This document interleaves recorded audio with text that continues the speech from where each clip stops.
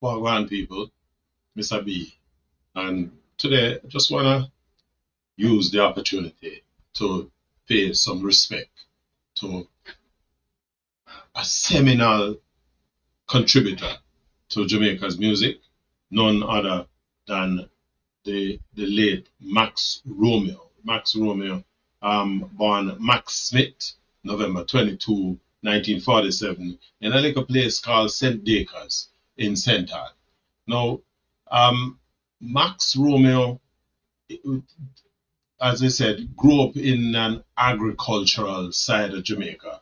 Never had any idea or any pretense of being a musician, singer, or whatever, and basically went about his way in the parish of St. Ann. Somewhere around age 14, of course, nothing going on in those agricultural areas, and so he ventured into Kingston to see if him can try something else. And of course, um, he was while in St. Anne, he was basically doing some menial jobs, cleaning irrigation ditches and so on. And so, if he hadn't won a little local talent contest, that which is what kind of gave him the impetus to move into Kingston. And of course, once he got into Kingston, he hooked up with, some of the other names in the business. Um, People like Bonnie Lee, um, the Scratch Perry, and so on, and kind of wend his way into the music business. Now, um, hanging around with Bonnie Lee, though, Bonnie Lee is making his name as a producer. We refer to him as a briefcase producer because he now have no office and no studio. He was basically just using what was available. And of course, him knockhead with Scratch Perry, and the two start to milk the system for what was available. Um, Now Max had a little job with them to basically help with the recording studio, and was essentially out there sell records as these guys put out records. Max Romeo was the one who would drive around and get the records into the record shops which was coming up at a time. He would have been around 18 years old by this time, and uh, Bonnie Lee and Scratch had an idea for a song, and of course they couldn't find anybody to sing it. And Bonnie Lee turned to him and tell him, "So watch, you have to go sing this song for it." A song named "Wet Dream," a fairly risky song, if you will. And of course, you know, coming out of Jamaica at the time, nobody know want to sing no kind of slack song. And so Max Romeo was kind of pushing back. And Bonnie Lee tell him, "So well, if you're not gonna sing the song, you're not gonna work." And of course, he took the thing. And of course, the song "Bossy," to use a Jamaican term, right? The song basically, we're talking about this the second half of the 1960s, 1968 to be exact. And of course, this risque tune, a tune that sparked a lot of controversy, and at the same time, though, was getting some international attention. And while the song flirted with the lighter, more sensational side of Jamaican music, Max Romeo would eventually gravitate to some more serious stuff in the roots reggae area, which is where he found his true voice. Now, Max Romeo, we here at Reggae Chronicles have done a full program on him.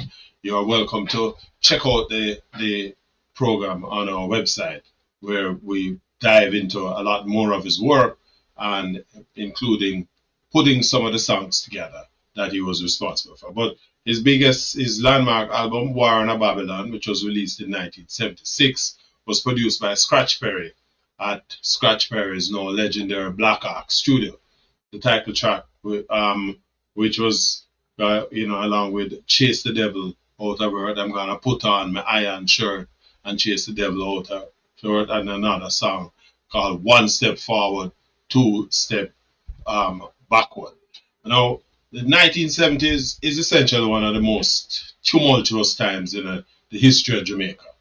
As a country, small country, we were coming out of it. By 1970, we would have been 8 years as an independent country, and the country is trying to find its way. That's 1972 to 1974 saw the change of government. The People's National Party became the government in 1972, and the whole idea or concept of socialism or democratic socialism and so on. And so it was around this time where Max Romeo is now using his voice to be a messenger for the people of the ghetto. I said earlier that Jamaica's reggae music was born out of the bowels of the Jamaican society, the inner city communities. It was essentially music created from the experiences of the artists. They were now taking those experiences. So, things like police brutality, poverty, the lack of opportunity, the struggle to find themselves as a developing people and a developing country. This was the kind of environment that Max Romeo was coming up in. And so during this period too, as the country started to shift in terms of the political ideologies, Max Romeo became the voice of the marginalized Jamaicans. This was as I said before, the turbulent 1970s in Jamaica, and so Max used his pulpit, if you will, to address ghetto people's realities, spiritual warfare, and of course that quest for social justice. His music at the time too was standing side by side with some of the other greats, Peter Tosh, Burning Spear, Culture, defining what roots reggae meant, which was music with a mission. Max Romeo became part of that vanguard that introduced reggae to wider audiences in Europe. The same song we spoke about earlier, Wet Dream, which got a fair amount of airplay in the United Kingdom and in other areas of Europe until they recognized, what the lyrics actually meant. But by that time, the song, not only had the song immersed itself into the consciousness of Black people within those spaces, it also entrenched Max Romeo as a significant contributor to the music culture coming out of Jamaica. His song called Chase the Devil Out of Earth, I'm going to put on the Iron Show, became iconic, especially after it was sampled by Prodigy in their 1992 track Out of Space, and of course Jay-Z's Lucifer, which was produced by Kanye West, proving the song's wide and lasting impact. Now, Max Romeo would collaborate with a whole heap of other reggae producers, artists, and fans worldwide, and he helped to basically cement reggae as a global genre with, as an important part of the culture, if you will. Now, as I said before, just wanted to hammer out the role that Max played and the significance, the importance of his contribution, and the kind of legacy that he would have created. As I said before, working with Scratch Perry, he put those seminal songs out. And again, you want to pay attention. Wet Dream is a classic, very risque, but very, very entertaining song, if you will. And at the time, the song basically got its way into the system until the people at the British Broadcasting recognized what the lyrics were and quickly banned the song. But during the 1970s, when the People's National Party is, experimenting with socialism, Max Romeo came out with the song "Let the Power Fall on I." And again, as I said before, I'm inviting you to check out the Yard Media website at www.yardmedia.com to look for the Reggae Chronicles, and you want to check out the 2-hour program we did on Max Romeo, which features more than 30 songs, 30 of the songs that he produced during the period. Now, how should we remember Max Romeo?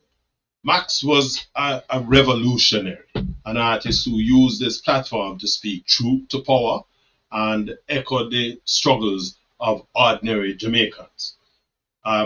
He was one of the definitive voices in the roots reggae era who bridged spirituality, politics, and personal introspection through music. His global influence, someone whose songs cross borders and generations, influencing not just reggae fans but musicians in hip hop, electronic, and alternative genre. Essentially, Max Romeo was for me a cultural icon, and he remained a proud cultural ambassador for Jamaica even in his later years. He performed globally, inspiring new generations of conscious artists, including his children like Zana Romeo, who are continuing his musical legacy. As we mourn his passing, Jamaica and the world also celebrate a life of lyrical fire and spiritual purpose, a true reggae elder whose message and music will endure for generations to come. I would want to just repeat a short little tribute here that I put together called Messenger of Babylon's Truth, a tribute to Max Romeo. Max Romeo, voice of fire and faith. You walk the rough road with barefoot grace, from Orange Hill to global stage, carrying the cry of a nation in your song. You sang of devils to be chased, of war in Babylon, of love both sacred and defiant. Each verse a spark, each chorus a call, a truth teller, rebel, rasta, bard. With scratchberry you carved sound into prophecy, turned the black ark walls into scripture and sermon. You gave the ghetto its anthem, the spirit its rhythm, the silence its voice. You stood rooted in reggae's foundations, yet your echoes reached London, Lagos, Tokyo, New York, remixed, reimagined, never forgotten. Now you return to the source, your work engraved in grooves of memory, your songs still marching forward, one step forward, one love, eternal. Sleep well, my elder. Your voice lives on in the uprising wind. If you like that, folks, I just want to invite you to check out the website. And in fact, I'm going to ask you if you like this piece to just hit the like button if you have not yet done that. Subscribe to the channel so we can bring you up to date. Yard Media and Reggae Chronicles, we're not into the sensationalism. What we try to do is to put good cultural content out there, something that people can learn from. Again, if you have not done so, subscribe to the channel so we can keep you abreast of pieces that we put out from time to time. Respect.